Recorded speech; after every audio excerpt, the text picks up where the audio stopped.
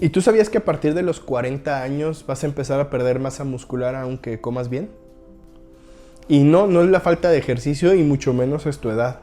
Es algo mucho más silencioso y en general mucho más peligroso. Nosotros le llamamos sarcopenia. Y es una condición que está detrás de muchas caídas.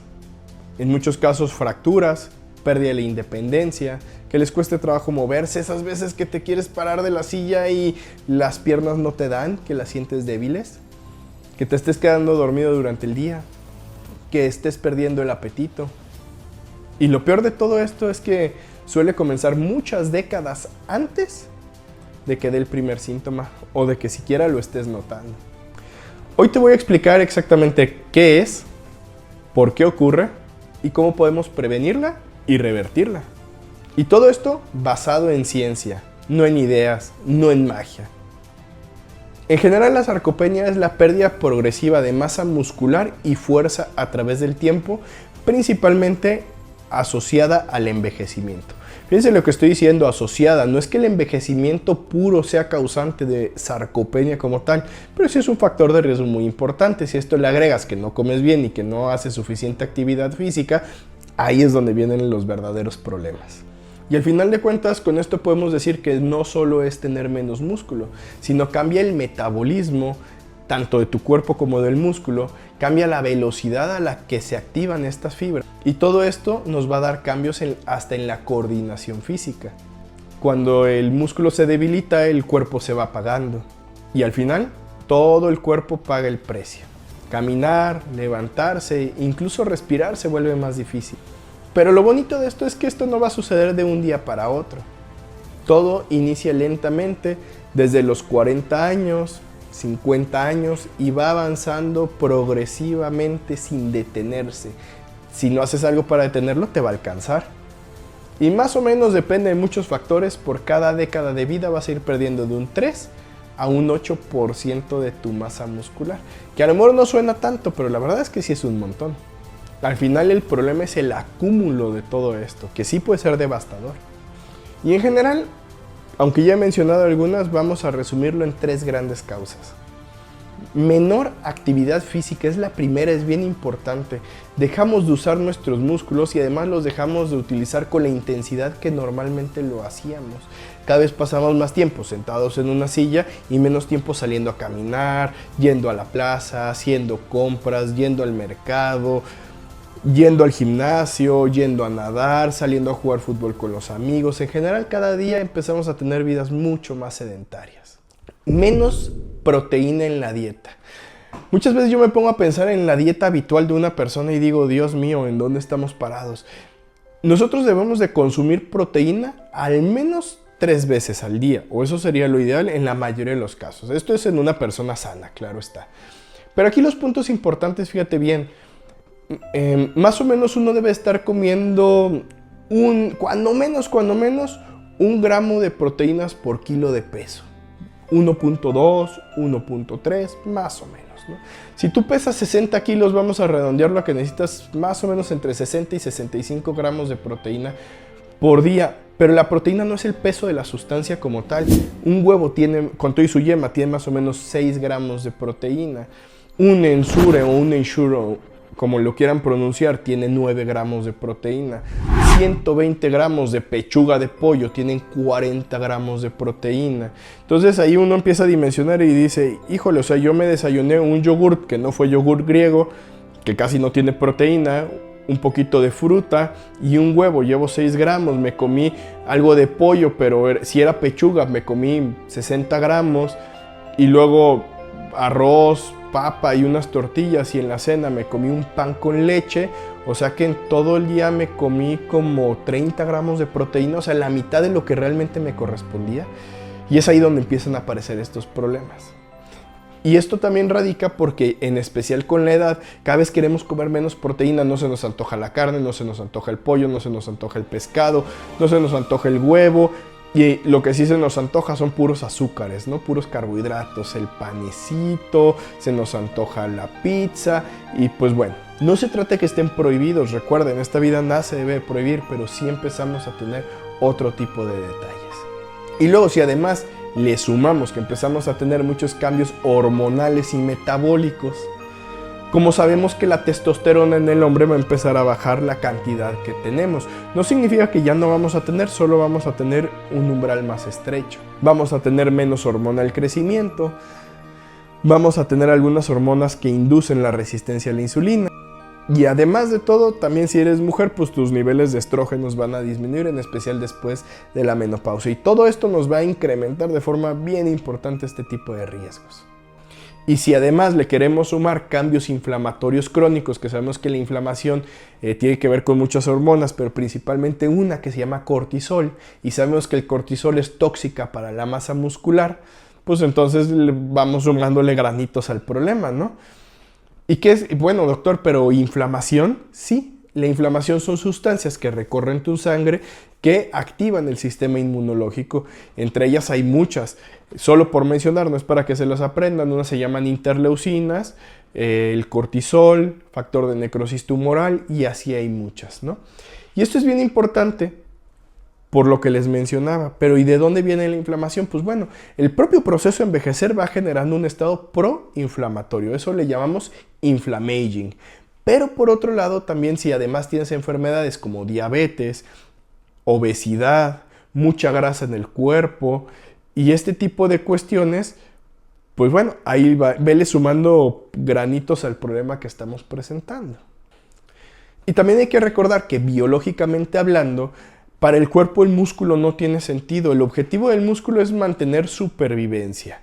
En otras palabras, el objetivo del cuerpo es generar músculo para que tú puedas acceder a tus alimentos. En otras palabras, para que salgas a cazar el mamut, para que salgas a cazar el tigre, para que salgas a cazar la vaca o para que te pongas a cultivar. Actualmente no tenemos esos problemas, entonces para nuestro cuerpo es mucho más importante guardar grasa porque no sabemos cuándo viene la próxima hambruna, porque sabemos que históricamente han habido muchas más hambrunas y hemos comido mucho menos de lo que ha sucedido actualmente desde tiempos inmemoriales hasta tiempos relativamente recientes, ¿no? Entonces, para nuestro cuerpo siempre va a optimizar grasa sobre músculo. El músculo no va a aparecer si no estresas al cuerpo, si no le dices lo necesito. Es por eso que ahí el ejercicio es bien importante.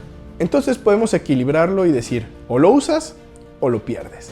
El músculo que no se usa, desaparece. Y es ahí donde tenemos el problema. Normalmente diagnosticamos sarcopenia cuando ya tenemos un problema, cuando ya es evidente, cuando ya dio guerra. Y obviamente un problema avanzado es mucho más difícil, mucho más costoso y toma mucho más tiempo revertirlo que un problema reciente. Y en muchos casos ya no podemos revertirlo por completo o ya hizo un daño que no siempre es reversible. A lo mejor tienes sarcopenia, te caíste y tuviste una fractura de cadera. Sí te operaron, te pusieron prótesis, pero la cosa ya nunca vuelve a ser exactamente como era antes. Ya estás teniendo pérdida de fuerza, ya te cuesta trabajo pararte de una silla. Es mucho más fácil recuperar la fuerza cuando todavía caminas que cuando ya no te puedes levantar.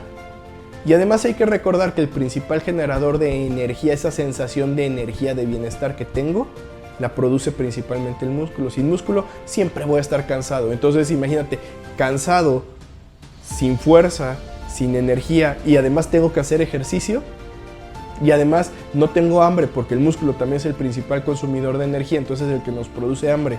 No tengo hambre y tengo que comer y de lo que tengo que comer es proteína, entonces se vuelve un círculo vicioso muy difícil de romper que se necesita mucha tenacidad, mucha disciplina y mucho esfuerzo. Y pues esto no debería ser así. ¿Qué pasa si en lugar de resolverlo aquí, lo empezamos a resolver cuando apenas comienza? Creo que es la mejor opción. Pero entonces, ¿cómo sé si lo tengo? ¿Cuándo lo debo de sospechar? Pues ahí te va. Te voy a poner algunos pasos bastante sencillos. Agarra una silla, de preferencia una como esta que no tenga reposabrazos. Cruza tus brazos en el pecho y levántate. Si lo puedes hacer sin mayor dificultad, probablemente estamos bien. Si te cuesta trabajo levantarte sin usar tus brazos, ya sea por equilibrio o por fuerza, ahí ya empezamos a tener un problema severo. Y ahí yo sí te recomiendo de forma muy importante, corre con tu geriatra. ¿Notas que antes caminabas más rápido y ahora estás caminando más despacito? ¿Te fatigas al caminar? ¿Sientes que estás empezando a arrastrar tus pies? ¿Que ya no los levantas como antes? ¿Te estás empezando a tropezar con los borditos? ¿O cuando caminas te sientes inseguro? Dices, ay, es que como que me estoy mareando, pero lo analizas y no hay mareo. Lo que pasa es que sientes que te vas, estás inseguro. Eso también puede ser sarcopenia. Sientes que antes podías limpiar toda tu casa y ahora a la mitad ya te sientes cansado. No es que te falte el aire, estás cansado. Eso también puede ser sarcopenia. Entonces volvemos. Si respondiste sí a alguna de estas preguntas con una sola, yo te recomendaría ve con tu geriatra. Tenemos muchas formas de valorar la probabilidad de que tengas sarcopenia. Desde medirte la pantorrilla, que eso lo puedes hacer tú solo, en la zona más gruesa de tu pantorrilla, la mides y si mide menos de 30 centímetros, hay alto riesgo de que tengas sarcopenia. Otra de las formas para valorar sarcopenia o de las cosas que deberíamos de hacer es medir la fuerza con la que puedes presionar la mano, que pronto les hago un video al respecto. Otra de las maneras es medir la velocidad de la marcha, que eso lo hacemos en el consultorio, y tenemos varias estrategias y varias pruebas para hacerte dentro de un consultorio para valorar la probabilidad de que esto suceda. Si vemos que sí parece, tenemos otras estrategias, desde algunos tipos de mediciones por ultrasonido que no son tan precisas, pero que sí nos orientan todavía más, hasta pruebas relativamente costo-beneficio bastante adecuadas, como un estudio que se llama DEXA. Es el mismito aparato con el que medimos la densidad del hueso para la osteoporosis, pero se hace una programación diferente para medir cuánto músculo tienes. Y con eso tenemos diagnóstico certero y sabemos cómo ayudarte. Tenemos otras estrategias más sencillas que muchas veces también las hacemos en consultorio, como estas básculas que se llaman de bioimpedancia, donde te paras y miden cuánto músculo, cuánta grasa, cuánto hueso, cuánto todo tienes, que no son tan exactas, pero de todas formas lo que hacemos en un consultorio más una de esas básculas tenemos una especificidad y una sensibilidad, o sea, la certeza altísima. Una vez que ya te valoramos y ya vimos y dijimos, no, esto sí parece sarcopenia, no son otras cosas, tenemos que hacer varias cosas, entre ellas, por ejemplo, algunos estudios de sangre. Hay que ver que los niveles de hierro, que el hígado esté funcionando bien, que el riñón esté funcionando bien, problemas de tiroides. Hay varias cosas que hay que ver que estén bien para poder ajustar todo lo demás. También hay muchos medicamentos que pueden incrementar el riesgo de pérdida de masa muscular, entonces hay que valorar también los medicamentos, plantas, hierbas y demás que estemos consumiendo. Y posteriormente viene la siguiente fase, que ¿qué es? El tratamiento formal. Y dentro del tratamiento, pues bueno, vamos a ver si es culpa de algún medicamento o es deficiencia hormonal, pues bueno, es la suplementación, el control hormonal, más la modificación del tratamiento que está causando este problema, ¿no? Pero además necesitamos, por ejemplo, ajustar la nutrición, donde necesitamos que obtengas la cantidad de calorías por día que tú estás consumiendo todos los días de forma correcta, que no nos hagan falta, y además que estén equilibradas entre grasas, proteínas y azúcares o carbohidratos, y que además en especial la cantidad de proteínas que estés consumiendo sí sea la adecuada, que ya dijimos para la mayoría de las personas entre 1 y 1.2 gramos de proteína por kilo de peso, pero esto puede variar mucho. Hay personas que van a necesitar 0.8 cuando tenemos problemas de riñón, por ejemplo, no siempre, hasta 1.4, 1.6 en algunas condiciones muy particulares. Entonces, por eso tienes que ir a tu consulta. Otra de las fases es el ejercicio. ¿Y qué ejercicio voy a hacer, doctor? Pues bueno, si nos enfocamos específicamente a sarcopenia y no pensamos en nada más, ejercicios de fuerza, eso es lo que necesitas hacer. Entonces, doctor, ¿me sirve salir a caminar? Es sanísimo. Claro que el que sale a caminar se muere menos que el que no sale a caminar. Claro que el que sale a caminar está en mejor situación biológica que el que no sale a caminar. ¿Te sirve para algo específicamente para sarcopenia? No. Tristemente no. Doctor, ¿y nadar? Poquito, pero tampoco. Esos son ejercicios cardiovasculares, son ejercicios que cuidan nuestro corazón, que cuidan nuestro cerebro, que cuidan nuestros vasos sanguíneos, pero para el músculo no van a hacer que formes nuevo músculo, a menos no de forma importante.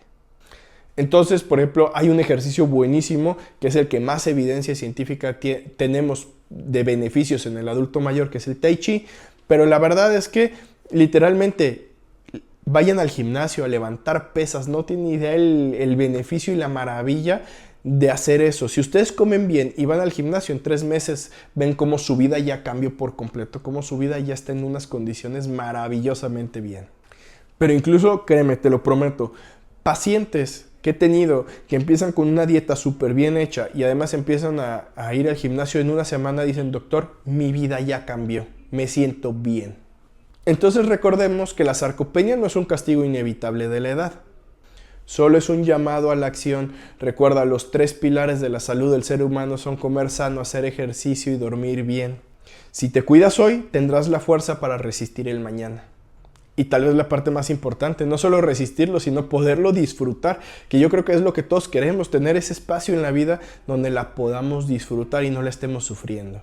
Y si conoces a alguien que dice es que ya no puedo con nada, piensa, a lo mejor no es flojera, tal vez es sarcopenia. Por favor, recuerda, envíale este video a cualquier persona que creas que le puede ser útil, que le puede servir, que puede obtener un beneficio de esto. Y ayúdame a compartir el mensaje que más músculo es igual a más vida. Recuerda, yo soy el Dr. Patrick Mendoza, tu geriatra de confianza, y platícame, ¿tú ya sabías esto? ¿Ya estás empezando a hacer ejercicio? ¿Cómo vas con las proteínas? Y en general, cualquier cosa, coméntala, los leo.